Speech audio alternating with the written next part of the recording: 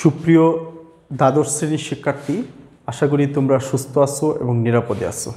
আমরা উচ্চতর গণিত দ্বিতীয় পত্রের আজকে নতুন একটি চ্যাপ্টার নিয়ে তোমাদের সাথে আলোচনা করব।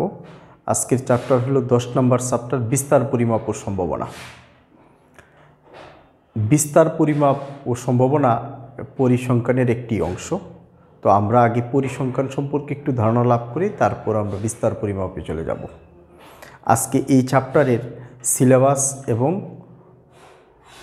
এই চ্যাপ্টারের যে গুরুত্বপূর্ণ টপিকসগুলো আছে সেগুলো নিয়ে তোমাদের সাথে আলোচনা করব। এর পরবর্তী ক্লাসগুলোতে এই টপিকসগুলো ধারাবাহিকভাবে আমরা সমাধান করব এবং তাদের সাপেক্ষে এই টপিকসগুলোর সাপেক্ষে আমরা অঙ্ক করার চেষ্টা করব।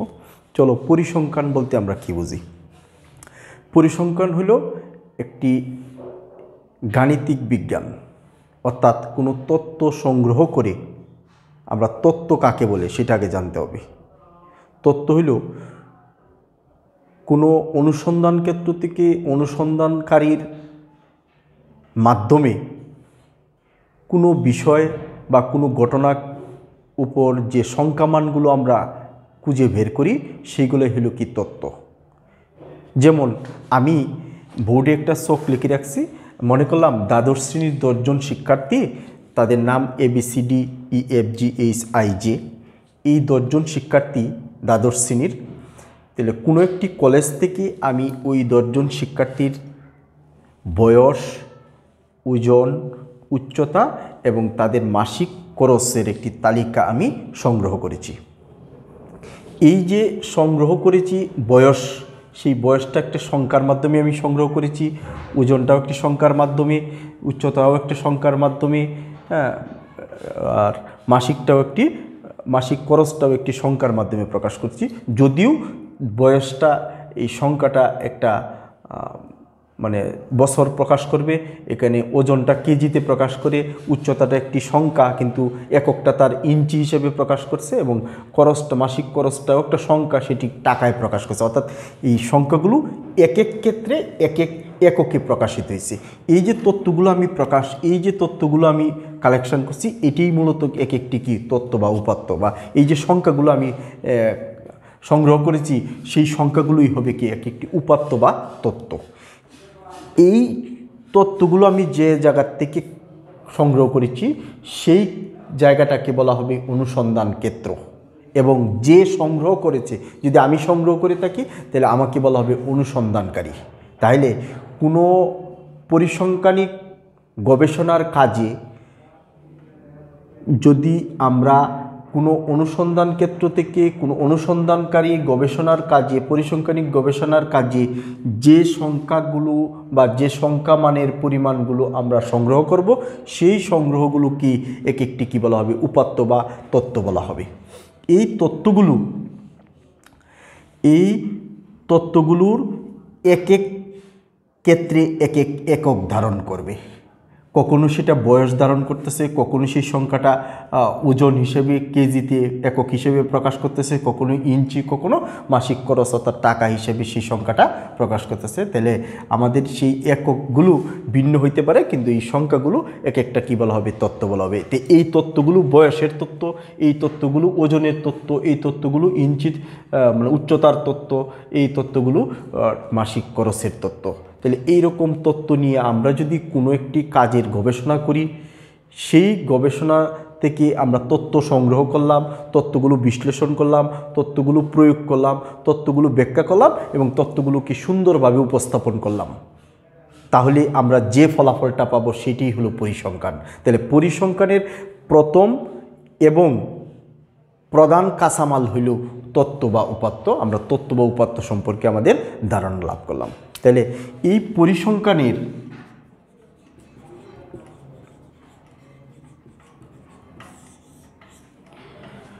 পরিসংখ্যানের বিভিন্ন তত্ত্বের গুণগত বৈশিষ্ট্যর উপর ভিত্তি করে এই পরিসংখ্যানটির 4টি ভাগে আমরা বিভক্ত করতে পারি।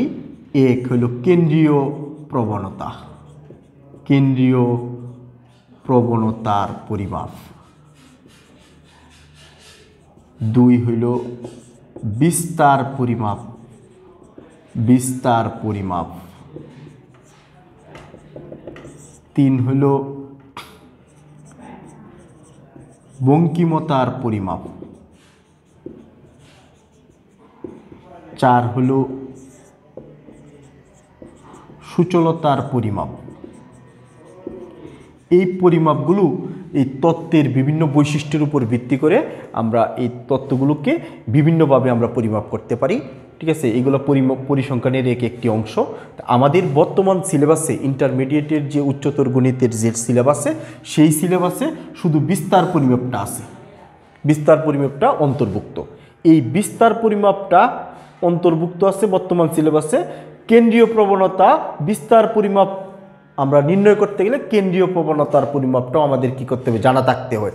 যে কারণে এই সিলেবাসে বিস্তার পরিমাপ থাকলেও তার সাথে আমাদের কেন্দ্রীয় প্রবণতাটাও কী করতে হবে, পড়তে হবে।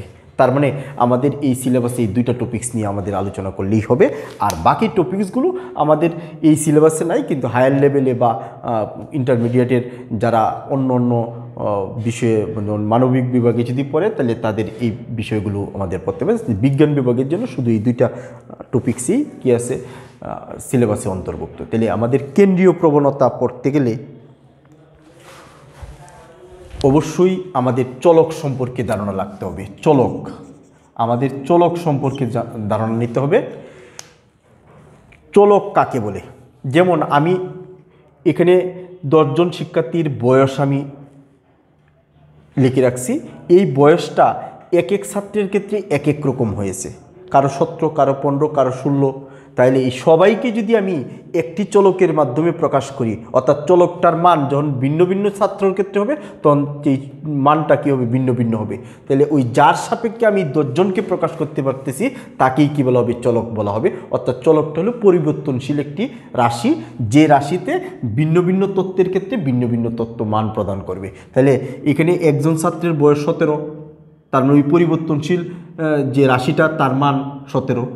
এই ছাত্রের ক্ষেত্রে 18, এই ছাত্রের ক্ষেত্রে 17। এক এক ছাত্রের ক্ষেত্রে পরিবর্তনশীল রাশিটির মান এক এক রকম হয়, যে কারণে ওই পরিবর্তনশীল রাশিটাকে কী বলা হবে, চলক বলা হবে।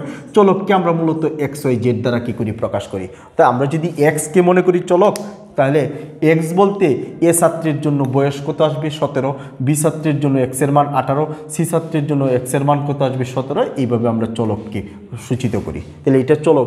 যদি আমরা বয়সের ক্ষেত্রে নির্বাচন করি, ওজনের ক্ষেত্রেও এ ছাত্রের ক্ষেত্রে এক্স বলতে আমরা কি বুঝবো, 42, 54, বিভিন্ন ছাত্রের ক্ষেত্রে বিভিন্ন রকম হবে। এই সবগুলোকেই একটি পরিবর্তনশীল রাশির মাধ্যমে প্রকাশ করলাম, যেটা কি বলা হবে, কি চলক। ঠিক আছে, এবার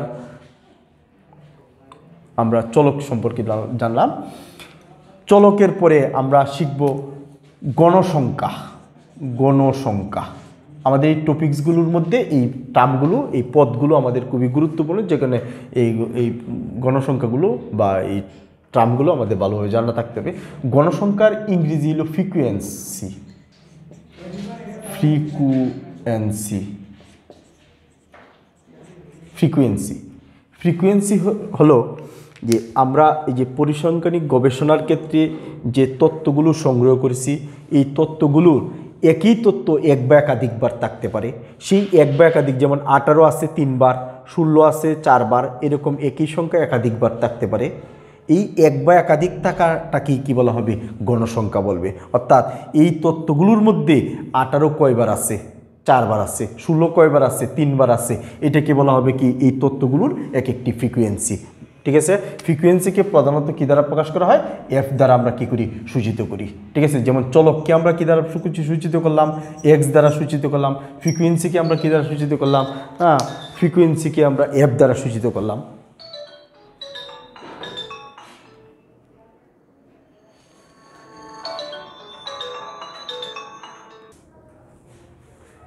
শিক্ষার্থীরা, গণসংখ্যাকে ইংরেজিতে ফ্রিকুয়েন্সি বলে, ফ্রিকুয়েন্সিকে এফ দ্বারা প্রকাশ করা হয়। এবার হলো গণসংখ্যা নিবেশন। গণসংখ্যা, আমরা এই যে টার্মগুলো লিখতেছি, এই টার্মগুলো কিন্তু আমাদের এই অঙ্ক করতে প্রয়োজন হবে, যে কারণে আমরা এই টার্মগুলো একটু আলোচনা করতেছি। নিবেশন, গণসংখ্যা নিবেশন হব, গণসংখ্যা নিবেশন। প্রশ্নের মধ্যে গণসংখ্যা নিবেশন কথাটা উল্লেখ থাকবে। গণসংখ্যা নিবেশন হলো অনুসন্ধান ক্ষেত্র থেকে অনুসন্ধানকারী যে তথ্যগুলো সংগ্রহ করবে সেই তথ্যগুলো অগোছালো থাকতে পারে। সেই অগোছালো থাকলে তথ্য সম্পর্কে আমাদের একটি সুন্দর ধারণা আমরা লাভ করতে পারি না। সেই তথ্যগুলোকে যদি আমরা কী করি, শ্রেণীবদ্ধ আকারে যদি সাজাইলে সেই তথ্যগুলো সম্পর্কে একটি সুনির্দিষ্ট এবং একটি সুষ্ঠু ধারণা আমরা লাভ করতে পারি। সেই যদি তথ্যগুলোকে আমরা সুন্দরভাবে শ্রেণীকৃতভাবে সাজানোর পর অগোছালো তথ্যগুলোকে যখন সুন্দরভাবে সাজাবো তখনই সেটা গণসংখ্যা থেকে কী হয়ে যাবে, গণসংখ্যা নিবেশন সারণী হয়ে যাবে। অর্থাৎ কোনো অগোছালো তথ্যকে যদি আমরা সুন্দরভাবে কী করি, ফ্রিকোয়েন্সির মাধ্যমে টালির মাধ্যমে আমরা যদি কী করি একটা শ্রেণীকৃত আকারে একটি তথ্য সারণী তৈরি করি তখনই সেটা হয়ে যাবে গণসংখ্যা নিবেশন। ঠিক আছে। এই গণসংখ্যা নিবেশন আবার দুই ধরনের হইতে পারে। একটা হলো অশ্রেণীকৃত গণসংখ্যা নিবেশন, আর একটা হলো শ্রেণীকৃত গণসংখ্যা নিবেশন। শ্রেণীকৃত গণসংখ্যা নিবেশন আর একটা হলো অশ্রেণীকৃত। 2 নম্বর অশ্রেণীকৃত গণসংখ্যা নিবেশন। লক্ষ্য করো, শ্রেণীকৃত এবং অশ্রেণীকৃত। আমরা অশ্রেণীকৃতটা আগে বলি। অশ্রেণীকৃত গণসংখ্যা নিবেশন হলো, আমি যদি এই যে বয়সের 10 জন শিক্ষার্থীর বয়স আছে, সেই বয়সগুলো উলট পালট করা আছে, অর্থাৎ অগোছালো আছে, এইগুলা নিয়ে যদি আমি একটা সারণী তৈরি করি সেটি হবে অশ্রেণীকৃত গণসংখ্যা নিবেশন। আর আমি যদি এদেরকে একটি শ্রেণীবদ্ধ আকারে যদি সাজাই, যেমন শ্রেণীটা কি, যেমন আমরা মনে করলাম বয়সের একটা শ্রেণী বিভাগ করলাম, যে বয়সের শ্রেণীটা কি, যে আমি মনে করলাম 15 থেকে 16 বছরে কয়জন আছে, তাহলে 15 থেকে 16 বছরে 1 2 3 4 জন, তাহলে 15 থেকে 16 বছরের শিক্ষার্থী আছে কতজন, 4 জন। আবার 16 থেকে 17 বছরে কতজন আছে সেটা আমরা 1 2 16 15 থেকে 16 আবার দিলাম কি 17 থেকে 18, 17 থেকে 18, 17 থেকে 18 ভিতরে কতজন আছে, 17 18 17 18 17 18 4 3 4 5 6 জন আছে। ঠিক আছে, তাহলে আমরা কয়জন পাইলাম, 6 জন পেলাম। এই যে তথ্যগুলোকে আমরা শ্রেণীকৃত আকারে প্রকাশ করছি বা এই অগোছালো তথ্যগুলোকে যখন আমরা শ্রেণীকৃত আকারে কী করছি, সাজাইছি, তখন আমরা বুঝতেছি 15 থেকে 16 বছরের শিক্ষার্থী আছে এখানে 4 জন, আর 17 থেকে 18 বছরের শিক্ষার্থীরা আছে কতজন, 6 জন। এই যে শ্রেণীকৃত আকারে সাজাইছি, এটাই হলো কি শ্রেণীকৃত গণসংখ্যা নিবেশন। তাহলে আমরা তো জাস্ট খালি এখানে এটা দেখেছি, পরবর্তীতে আরও ডিটেলস এটা নিয়ে আমরা কথা বলবো। ঠিক আছে, তাহলে শ্রেণীকৃত গণসংখ্যা নিবেশন এটা হলো। ঠিক আছে, এখন এটা এই শ্রেণীকৃতটা আবার দুইভাবে হইতে পারে, একটা হলো বিচ্ছিন্ন আর একটা হলো কি, এই শ্রেণীকৃত গণসংখ্যাটা আবার দুই ধরনের হইতে পারে, একটা হলো বিচ্ছিন্ন আর একটা হলো কি অবিচ্ছিন্ন। ঠিক আছে, তাহলে বিচ্ছিন্ন আর অবিচ্ছিন্নর শ্রেণীকৃত, বিচ্ছিন্ন শ্রেণীকৃত আর অবিচ্ছিন্ন শ্রেণীকৃত গণসংখ্যা নিবেশন।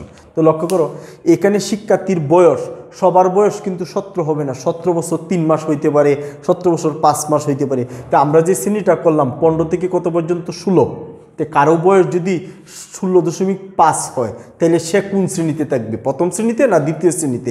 যে কারণে এই শ্রেণীটাকে তোমার কি করতে হবে, এরকম নামগুলো মুছে দিলাম, এই শ্রেণীটাকে আমরা লিখব কি 15.5 থেকে 16.5। ঠিক আছে, আবার 16.5 থেকে কত আছে 18.5। ঠিক আছে, 18.5। এই যে আমরা শ্রেণীটাকে আমরা কি করলাম, 0.5 যুগ বিগ করিয়া বাড়ায় কমাই নিছি। এখন যদি আমি বলি একজন শিক্ষার্থীর বয়স 16.5, তাইলে সে কিন্তু এই শ্রেণীতে পড়তে পারে। ঠিক আছে, বা এই শ্রেণীতে সে কি পড়তে পারে। আর এই শ্রেণীতে কিন্তু সে 16.5 হইলে কিন্তু এই শ্রেণীতেও পড়ে না, এই শ্রেণীতেও কি পড়ে না।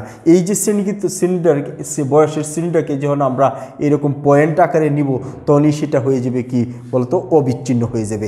আর যদি পয়েন্ট আকারে না নিতাম তাহলে সেটা হয়ে যাবে কি বিচ্ছিন্ন শ্রেণীকৃত গণসংখ্যা, আর এটা হবে কি অবিচ্ছিন্ন শ্রেণীত গণসংখ্যা। তাহলে বয়সের ক্ষেত্রে অবিচ্ছিন্ন থাকলে তাকে কি বিচ্ছিন্ন থাকলে তাকে কি করতে হবে, অবিচ্ছিন্ন করতে হবে। কারণ একজনের বয়স কিন্তু 15.5 হইতে পারে, 15 বছর 5 মাস হইতে পারে। যদি আমি বইয়ের সংখ্যা বলি, বইয়ের সংখ্যা তো আর কখনোই কি হইতে পারে না, ভগ্নাংশ হইতে পারে না। ঠিক আছে। যখন এরকম যেগুলো ভগ্নাংশ হবে সেইগুলোকে অবশ্যই কী করতে হবে, অবিচ্ছিন্ন আকারে করে নিতে হবে। আর যেগুলো ভগ্নাংশ হবে না তাদেরকে কি অবিচ্ছিন্ন আকারে রাখলেই হবে, ঠিক আছে, সরি বিচ্ছিন্ন আকারে রাখলেই হবে। তাহলে আমরা অবিচ্ছিন্ন আর কি বিচ্ছিন্ন শ্রেণীকৃত গণসংখ্যা নিবেশন নিয়ে আলোচনা করলাম আমরা, ঠিক আছে। তাহলে ফ্রিকোয়েন্সি শিখলাম, চলক শিখলাম, শ্রেণীকৃত অশ্রেণীকৃত বিচ্ছিন্ন অবিচ্ছিন্ন গণসংখ্যা নিবেশন সম্পর্কে আমরা ধারণা করলাম। তাই আমাদের এই সিলেবাসে কেন্দ্রীয় প্রবণতার পরিমাপ আর বিস্তার পরিমাপ এই দুইটা টপিকস নিয়ে আমরা কি করব, আলোচনা করব। এই কেন্দ্রীয় প্রবণতাও কিন্তু কেন্দ্রীয় প্রবণতাটাও চারভাবে হয়। যেমন কেন্দ্রীয় প্রবণতাগুলোর মধ্যে আছে গাণিতিক গড়, কি গড়, গাণিতিক গড়। 2 নাম্বার জ্যামিতিক গড়, জ্যামিতিক গড়। 3 নাম্বার তরঙ্গ। 4 নাম্বার মধ্যমা, 5 নাম্বার প্রচুরক। এই 5টি টপিকস প্রচুরক এই 5টা টপিকস কিন্তু কেন্দ্রীয় প্রবণতার অন্তর্ভুক্ত। অর্থাৎ কেন্দ্রীয় প্রবণতার পরিমাপ, গড়, গাণিতিক গড় পরিমাপ, জ্যামিতিক গড় পরিমাপ, তরঙ্গ পরিমাপ, মধ্যম পরিমাপ আর কি প্রচুরক পরিমাপ। তা আমাদের নবম দশম সিলেবাসে গাণিতিক গড়, মধ্যমা আর কি প্রচুরক ছিল, এই তরঙ্গ আর জ্যামিতিক গড়টা আমাদের ছিল না। তা আমাদের এই সিলেবাসেও কিন্তু জাস্ট গাণিতিক গড়, মধ্যমা আর প্রচুরক পড়লেই আমাদের সিলেবাসে অন্তর্ভুক্ত, সেটুকুই আমরা শুধু পড়ব। তো গাণিতিক গড়টা কি? গাণিতিক গড় হলো আমার যে তত্ত্ব সারণীতে যতগুলো তত্ত্ব থাকবে সবগুলো তত্ত্বকে আমরা কি দ্বারা প্রকাশ করছিলাম, এক্স দ্বারা প্রকাশ করছিলাম। মানে এই সবগুলোর মান এক্স একটি চলকের সাপেক্ষে প্রকাশ করছিলাম। এখানে x প্রথমটাতে x1, দ্বিতীয়টাতে x2, তৃতীয়টাতে x3, চতুর্থটাতে x কত 4, এরকম করিয়া এই 10 নম্বর গেলে কি আসবে, এক্স কত থাকবে 10। এই সবগুলাই আমরা কি প্রথম, দ্বিতীয়, তৃতীয় তত্ত্ব প্রকাশ করলাম। এই সবগুলোকে যদি আমি কি করি, যোগ করলে হবে কি সামেশান xi, মানে যুগের ইংরেজি সামেশান, এটা প্রতীক। আর এক্স বলতে তত্ত্বগুলোকে যোগ করছি, আর আই বলতে কয়টা তত্ত্ব যোগ করছি, 10টা তত্ত্ব যোগ করছি। তাহলে এই হলো আমাদের গাণিতিক সমষ্টি। এই সমষ্টিকে মোট তত্ত্ব সংখ্যাকে কি দ্বারা প্রকাশ করা হয়, এন এর মান কত আছে 10। অর্থাৎ এন দ্বারা যদি কি করি আমরা ভাগ করলেই আমরা কি পাই যাব, এই বয়সের কি পাই যাব, আমরা গাণিতিক গড়টা পাই যাব। অর্থাৎ কেন্দ্রীয় প্রবণতার একটি পরিমাপ গাণিতিক গড় আমরা পাই যাব। তো গাণিতিক গড়টা হলো তোমার এই কতগুলো তত্ত্বের সমষ্টিকে ওই তত্ত্বের মোট সংখ্যা দ্বারা ভাগ করলে যে ফলটা পাবো সেইটাই হলো গাণিতিক গড়। তাহলে আমাদের দৈনন্দিন জীবনে আমরা বুঝেই বলি আর না বুঝেই বলি, আমরা বলি যে আমরা এই 10টা বিষয়ের গড় নম্বর এত, ঠিক আছে, 1 মাসের খরচের গড় এত বা 12 মাসের খরচের গড় এত। আমরা কিন্তু গড় সম্পর্কে একটি শব্দ আমরা কী করি, প্রাত্যহিক জীবনে আমরা ব্যবহার করি। তাহলে সেই গড়টাই হলো কেন্দ্রীয় পরিমাপ। অর্থাৎ কোনো তত্ত্ব সারণীর মানের সবসময় একটা কেন্দ্রীয় মানের দিকে কি থাকবে, ধাবিত থাকবে। সেই মানটাকে বলা হবে কি, কেন্দ্রীয় মান বা কেন্দ্রীয় প্রবণতা। সেই কেন্দ্রীয় প্রবণতার মধ্যে একটি প্রবণতার নাম হলো কি, গাণিতিক গড় পরিমাপ, ঠিক আছে। তাহলে গাণিতিক গড় হলো যে তত্ত্বগুলো দেওয়া থাকবে, সেই তত্ত্বগুলোর মোট সমষ্টিকে মোট তত্ত্ব সংখ্যা দ্বারা ভাগ করলে কী পাই যাব, আমরা গাণিতিক গড় পাই যাব। গাণিতিক গড়কে এক্স বার দ্বারা প্রকাশ করা হয়। অর্থাৎ x bar is equal to summation xi by নিচে কত থাকবে এন। এটাই ছিল আমাদের গাণিতিক গড় সম্পর্কিত একটি সূত্র। আমরা কিন্তু পরবর্তীতে অঙ্ক করার সময় এই সূত্রটা ব্যবহার করব। এরপরে জ্যামিতিক গড় আর তরঙ্গ গড়, এগুলো আমাদের এই টপিক্সে নাই, তার মানে এটি আমরা আলোচনা না করলেও চলতেছে। মধ্যমা নিয়ে আমরা আলোচনা করব এবং প্রচুরক নিয়ে আলোচনা করব, ঠিক আছে। তাহলে শিক্ষার্থীরা, মধ্যক বলতে আমরা কি বুঝি, যেমন আমার এইখানে 10 জন শিক্ষার্থীর বয়সের যে একটি তত্ত্ব সারণী দেওয়া আছে, সেই তার সারণীটা অগোছালো আছে বা গোছালোই থাক, শ্রেণীকৃতই থাক আর অশ্রেণীকৃতই থাক, যেভাবেই থাক আমরা তাকে কি করব, মানের ঊর্ধ্বক্রম অনুসারে সাজাবো প্রথমে, ঠিক আছে। তাহলে মানের ঊর্ধ্বক্রম অনুসারে সাজাইলে লক্ষ্য করো, এখানে সবচেয়ে মানের ছোটো মান কোনটা আছে, 16 কয়বার আছে, 4 বার আছে। 16 আছে 4 বার। 17 আছে কয়বার, 17 আছে 3 বার। 17 আছে 3 বার। 18 আছে 2 বার। 18 আছে 2 বার। এই যে 10টা মান আমরা মানের ঊর্ধ্বক্রম অনুসারে সাজাইছি, এই মানগুলোর মধ্যে সবচেয়ে মাঝখানের মান যেটা থাকবে সেটাই কি বলা হবে, কি মধ্যমা, ঠিক আছে, বা মধ্যক, মধ্যমা বা মধ্যকও বলে থাকি। মধ্যক ইংরেজিতে বলে মিডিয়ান, ঠিক আছে, মেডিয়ান ইংরেজিতে বলে মিডিয়ান, ঠিক আছে। এই মধ্যমাকে এম দ্বারা সূচিত করা হয়। তাহলে আমি যখন অঙ্কে এম ব্যবহার করব তখন তোমাকে বুঝতে হবে মধ্যমা, অর্থাৎ কেন্দ্রীয় পরিমাপের আরেকটি পরিমাপকের নাম হলো মধ্যমা, তাকে কি দ্বারা প্রকাশ করে? এম প্রকাশ করে। এম বলতে আমরা বুঝবো যে তথ্যগুলো দেওয়া থাকবে, সেই তথ্যগুলোকে কি করব আমরা মানের ঊর্ধ্বক্রম অনুসারে সাজাবো।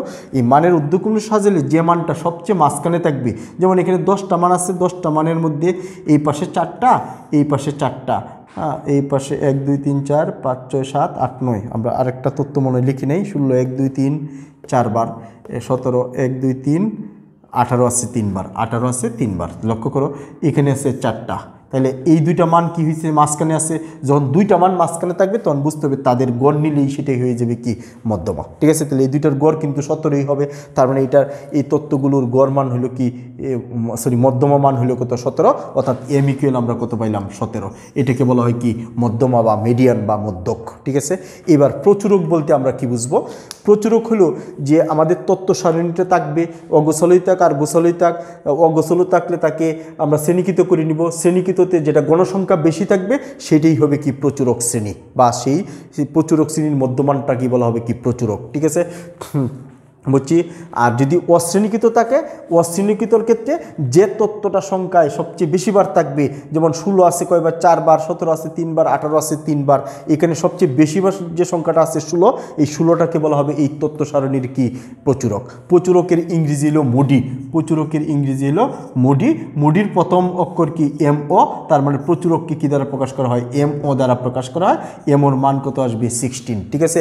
এই যে 10টা তথ্য যোগ করলে, এই 10টা তথ্য যোগ করলে হবে 5 16 80 আর 17 80 90 100 110 20 30 40 40 50 60 64 64 আর 21 64 আর 21 65 85 185 হয়, ঠিক আছে। এই 10টা তথ্য যোগ করলে হয় 185। 185কে 10 দ্বারা ভাগ করলে হবে 18.5। তাহলে এই মধ্য গড় মানটা কত পাইছি আমরা? এই গড় মানটা পাইছিলাম আমরা 18.5। আর মধ্যক মানটা কত পাইছি আমরা? 17।